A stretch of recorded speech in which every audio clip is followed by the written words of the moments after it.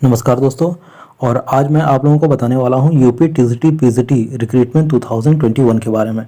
खासकर उन स्टूडेंट को इस वीडियो से बेनिफिट होने वाला है जो स्टूडेंट पीजीटी कॉमर्स के स्टूडेंट हैं, ठीक है। यानी कि जो पोस्ट ग्रेजुएट टीचर बनना चाहते हैं और उनका सब्जेक्ट कॉमर्स है, तो उनके लिए ये वीडियो खासकर बहुत ही हेल्पफुल होने वाली है। तो प्लीज़ वीडियो में आप बने रहें और आगे मैं आपको पूरा डिटेल बताऊंगा कि कॉमर्स के कितने सिलेबस जो हैं वो एग्ज़ाम में आएंगे और कितने नंबर के आएंगे वगैरह जो भी हैं, सब मैं आपको वीडियो में बताऊंगा। तो प्लीज़ वीडियो में आप लोग बने रहें। जितने भी स्टूडेंट नए हैं इस चैनल पे, प्लीज़ मैं उनको कहना चाहूँगा कि आप चैनल को सब्सक्राइब करें और ज़्यादा से ज़्यादा अपने दोस्तों के साथ शेयर करें, क्योंकि उनको भी इस टीजीटी पीजीटी रिक्रूटमेंट 2021 के बारे में पता चले। और ख़ासकर उन स्टूडेंट को आप ज़्यादा शेयर करें जो कॉमर्स के स्टूडेंट हैं और जो पीजीटी जिन्होंने कर लिया है, यानी कि पोस्ट ग्रेजुएट जो जिन्होंने कर लिया है और वो टीचर बनना चाहते हैं या प्रवक्ता बनना चाहते हैं, लेक्चरर बनना चाहते हैं, ठीक है। उनके लिए ये वीडियो खासकर है। तो मैं चाहूँगा कि आप चैनल को सब्सक्राइब करें, वीडियो को ज़्यादा से ज़्यादा अपने दोस्तों के साथ शेयर करें। जैसा कि उत्तर प्रदेश माध्यमिक शिक्षा सेवा चयन बोर्ड यूपीएससी एसएसबी से जो नोटिफिकेशन आई है, वो टोटल वैकेंसी जो है 15,198 की वैकेंसीज़ है। तो जितने भी स्टूडेंट इस वीडियो को देख रहे हैं वो ऑफिशियल वेबसाइट www.upssb.org पे जाकर देख सकते हैं, पूरा डिटेल वहाँ से पता कर सकते हैं। मैं यहाँ मैंने जो वीडियो बनाया है यहाँ पे, ठीक है, ये कॉमर्स स्टूडेंट के लिए है और जिन्होंने पीजी डिग्री हासिल कर ली है उनके लिए है। तो वो इस फॉर्म को भर सकते हैं।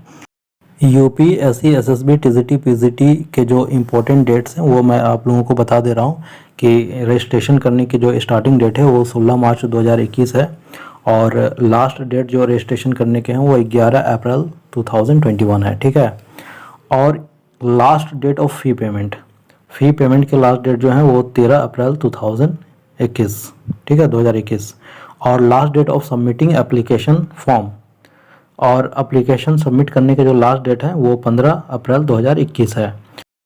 टोटल जो पोस्ट निकली है वो है 15,198, जिसमें कि टीजीटी के जो है 12,603 पोस्ट हैं और जिसमें मेल जो है 11,195 है और फीमेल का है 1,408। और पीजीटी में 2,595 पोस्ट है, जिसमें मेल जो है 2,281 और फीमेल जो है 314। टीजीटी के लिए जो एजुकेशनल क्वालिफिकेशन दिया हुआ है वो graduate degree in relevant subject and BEd और इक्विवेलेंट, यानी कि जिस सब्जेक्ट के लिए आप फॉर्म भरेंगे उस सब्जेक्ट में आपका ग्रेजुएट डिग्री होना चाहिए और साथ में बीएड की डिग्री भी होनी चाहिए, और अगर बीएड डिग्री नहीं है तो उसकी इक्विवेलेंट कोई डिग्री होनी चाहिए। और पोस्ट ग्रेजुएट टीचर के लिए जो है post graduate degree with BEd. देखिए यहाँ पे बीएड की कोई आवश्यकता नहीं है, ठीक है।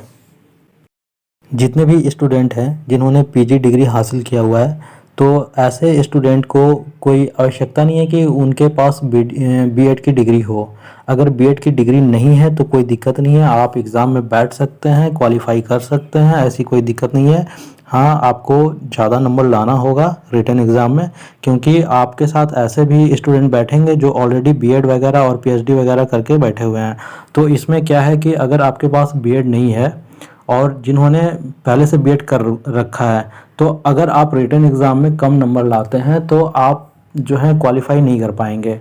और जिन्होंने बीएड कर रखा है तो उनके लिए ये बेनिफिट ये होगा कि उनका नंबर उसमें ऐड किया जाएगा, ठीक है। 5 नंबर 10 नंबर जैसा भी नोटिफिकेशन में दिया होगा उस हिसाब से वो नंबर उसमें ऐड होंगे।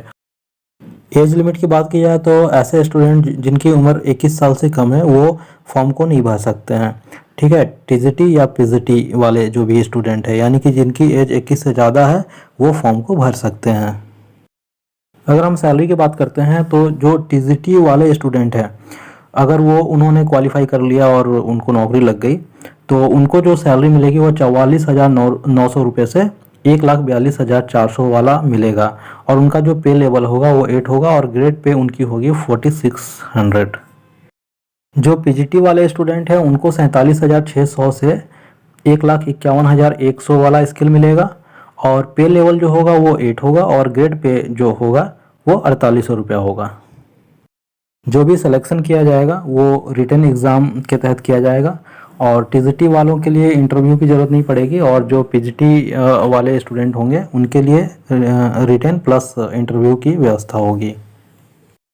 एग्ज़ाम की बात की जाए तो एमसीक्यूज टाइप के क्वेश्चन आएंगे, और टोटल मार्क्स जो होंगे वो 500 मार्क्स होंगे, और इच क्वेश्चन जो होंगे वो 4 मार्क्स के होंगे। ठीक है, तो हर एक क्वेश्चन जो होगा वो 4 नंबर का होगा, और टोटल जो नंबर होंगे वो 500 नंबर होंगे, और टोटल जो क्वेश्चन होंगे वो 125 क्वेश्चन होंगे, और जितने भी क्वेश्चन होंगे इनका पैटर्न जो होगा वो एमसीक्यूज होगा, यानी multiple choice question. Application fee की बात की जाए तो जो जनरल या ओबीसी हैं उनको 750 रुपये देना होगा, और ईडब्ल्यूएस या एससी हैं वो टीजीटी वालों के लिए 450 रुपये है, और ईडब्ल्यूएस पीजीटी वाले जो हैं उनको 650 रुपये देने होंगे, और एससी जो हैं उनको 450, और एसटी जो हैं उनको 250 रुपया।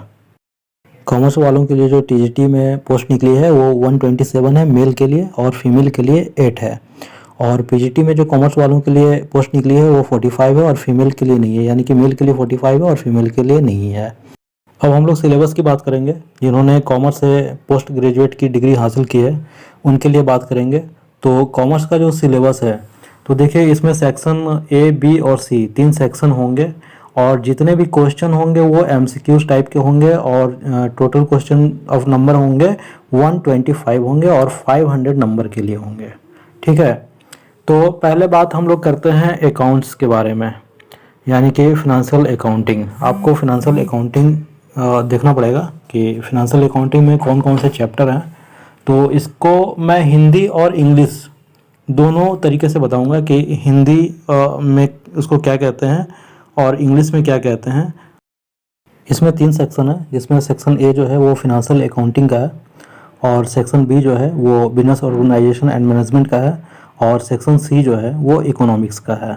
तो पहले हम लोग बात करेंगे अकाउंट से रिलेटेड। ठीक है, अकाउंट्स में कौन कौन से चैप्टर जो है आपको देखना है, कौन कौन सा चैप्टर जो है वो इम्पोर्टेंट है। तो पहले हम लोग अकाउंट्स के बारे में बात करेंगे, उसके बाद हम लोग करेंगे बिजनेस ऑर्गेनाइजेशन एंड मैनेजमेंट की बात करेंगे, उसके बाद थर्ड में जो है यानी कि सेक्शन सी में जो है इकोनॉमिक्स, उसके बारे में बात करेंगे। तो पहले हम लोग अकाउंट्स का देखते हैं। अकाउंट्स से हम लोग देखेंगे कि अकाउंट्स में कौन कौन चैप्टर से एमसीक्यूज आने वाले हैं। तो देखिए फर्स्ट नंबर जो है principles of double entry system, जिसको हम लोग कहते हैं दोहरा लेखा प्रणाली के सिद्धांत। ठीक है, देखिए मैं हिंदी और इंग्लिश दोनों में बताऊंगा, क्योंकि बहुत सारे स्टूडेंट जो होते हैं हिंदी से एग्जाम देते हैं और बहुत सारे स्टूडेंट जो होते हैं वो इंग्लिश से देते हैं। तो किसी को दिक्कत नहीं होनी चाहिए, ना हिंदी वाले को दिक्कत होनी चाहिए ना इंग्लिश वाले को। तो इसलिए मैं हिंदी और इंग्लिश दोनों को मिक्स करके बताऊंगा कि इसको हिंदी में क्या कहते हैं और इंग्लिश में क्या कहते हैं। ठीक है, तो इस तरह से आपको भी समझने में दिक्कत नहीं आएगी। सेकंड चैप्टर जो है preparing final accounts with adjustment entries, जिसको हम लोग कहेंगे समायोजन प्रविष्टियों के साथ अंतिम लेखे तैयार करना। और थर्ड चैप्टर जो है पार्टनरशिप अकाउंट्स, जिसको हम लोग हिंदी में कहते हैं साझेदारी खाते। फोर्थ नंबर में है कंपनी अकाउंट्स, जिसको हम लोग हिंदी में कहते हैं कंपनी लेखे। और फिफ्थ नंबर में है issue of share and debentures, ठीक है, जिसको हम लोग कहते हैं हिंदी में अंशों एवं ऋण पत्रों का निर्गमन। सिक्स नंबर में है contribution and rectification of debenture, जिसको हम लोग कहेंगे अंशहरण एवं ऋण पत्रों का शोधन। 7 नंबर में है cost accounting meaning and objective, जिसको हम लोग कहेंगे लागत लेखांकन, लागत लेखांकन का अर्थ एवं उद्देश्य। ठीक है, 8 नंबर में हम लोग देखेंगे एलिमेंट्स ऑफ कॉस्ट, जिसको हम लोग क्या कहेंगे लागत के तत्व। 9th नंबर में देखेंगे methods of cost accounting unit cost accounting, तो इसको हम लोग कहेंगे लागत लेखांकन की विधियां इकाई लागत। 10वां नंबर पे है कॉन्ट्रैक्ट कॉस्टिंग, जिसको हम लोग हिंदी में कहेंगे ठेका लागत। और 11वें नंबर पे है अकाउंटिंग, जिसको हम लोग लेखांकन कहेंगे। और 12वें नंबर पे है टैक्स अकाउंटिंग डेफिनेशंस ऑफ की टर्म्स एग्रीकल्चरल इनकम, तो इसको हम लोग कहेंगे कर लेखांकन, महत्वपूर्ण शब्दों की परिभाषा कृषि आय। ठीक है, और 13 नंबर पे हम लोग देखेंगे tax payer last year and assessment year, तो इसको हम लोग कहेंगे करदाता गत वर्ष एवं कर निर्धारण वर्ष। ठीक है, 14 नंबर पे जो है रेसिडेंस एंड टैक्स लायबिलिटी, तो इसको हम लोग कहेंगे निवास स्थान एवं कर दायित्व।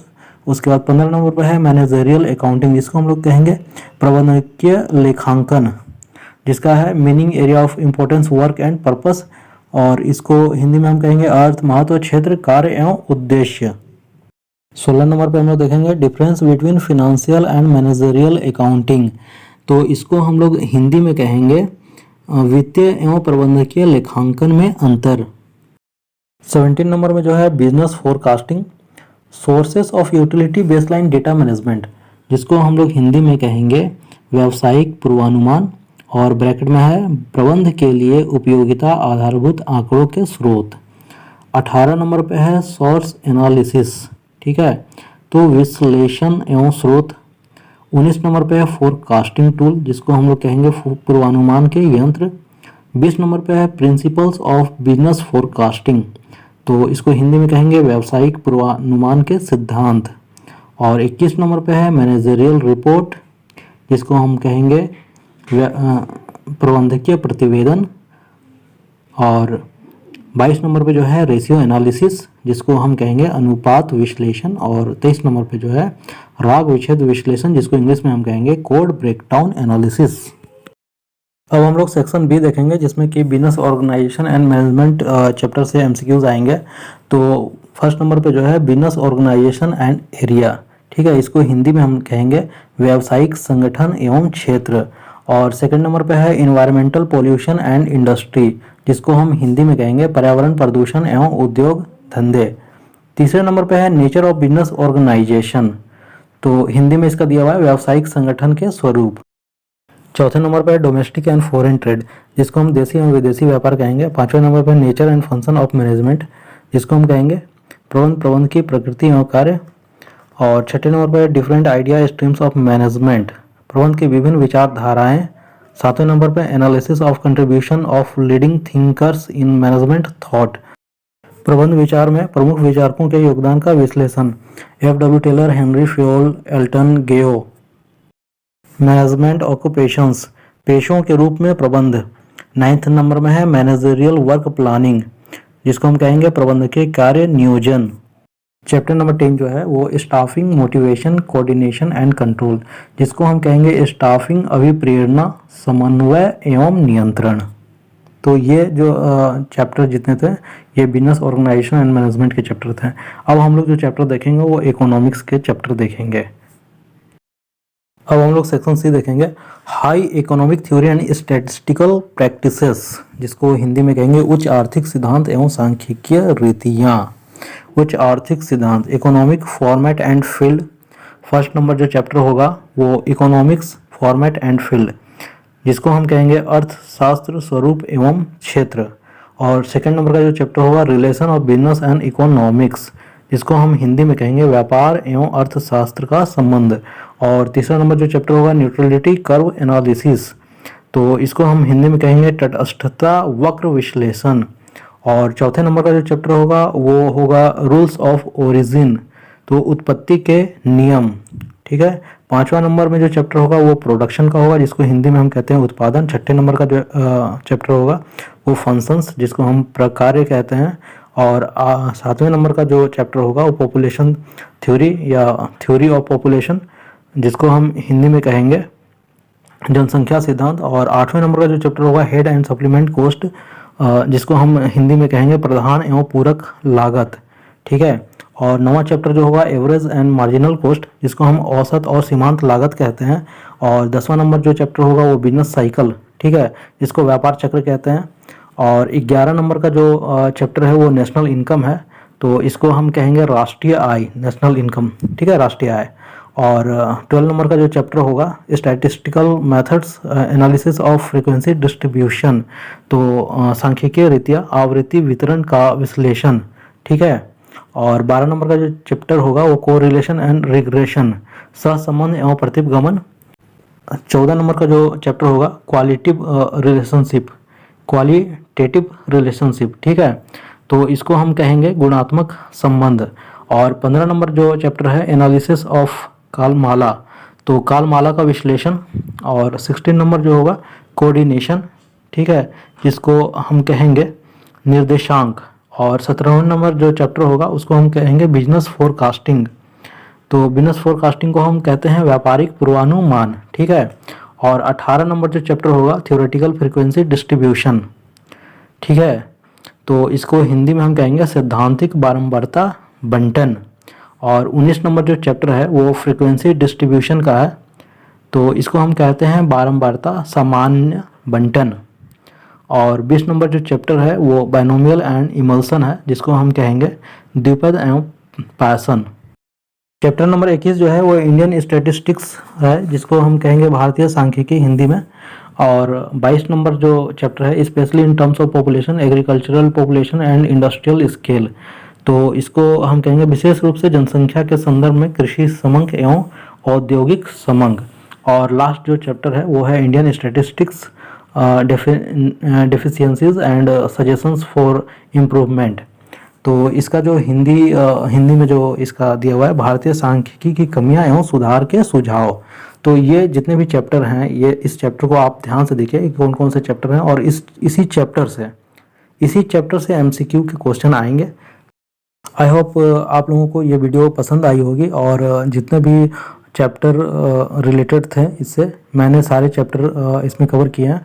तो आई होप आप लोगों को बहुत हेल्पफुल हुई होगी ये वीडियो। तो मैं यही कहूँगा कि अगर वीडियो अच्छी लगी तो प्लीज़ वीडियो को लाइक करें और चैनल को सब्सक्राइब करें, और वीडियो को अपने दोस्तों के साथ शेयर ज़रूर करें।